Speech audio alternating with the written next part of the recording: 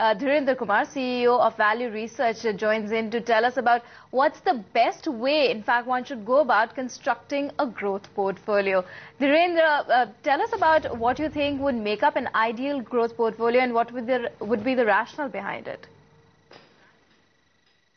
The idea for an aggressive growth portfolio is to, have reasonable, sizable equity allocation, but every portfolio must have some fixed income.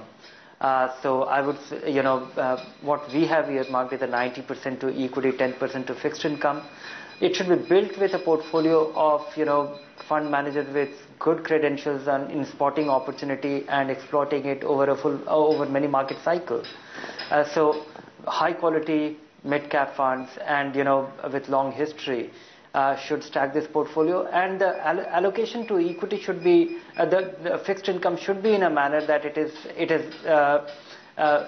periodically rebalanced without much of an intervention. It should be a low maintenance portfolio, because if it comes to investors doing it themselves, they will often do it, they will often take the wrong allocation call, which is one of the biggest risks they carry. Dhirendra, how does one really judge the time horizon and risk appetite?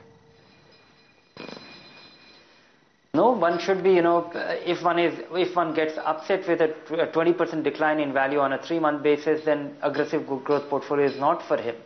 And I would say that, expect this portfolio to beat the benchmark, beat the broad indices by a significant margin on a 5 to 7 years time period. Okay, so let's also get a viewer query as well answered. Dhirendra, Ashish Chandak has written into us saying that he wants to invest 8,000 rupees a month for the next 2 years. In fact, he says he's considering ELSS and debt-oriented hybrid funds. Which one do you think is a better option? And can you also suggest other mutual funds that he could invest in for a 2-year time frame? ELSS is ruled out because ELSS, you invest and your money gets locked in for 3 years, so that's ruled out.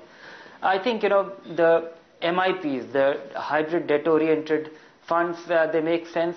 The growth option, of course, it comes with a risk, and in a 2-year time frame, there's a possibility that, if market tanks and, you're extremely unlucky, which looks unlikely at this point, that could be a rewarding option. If you want to play it safe, then consider just the dynamic bond fund or the short-term bond fund.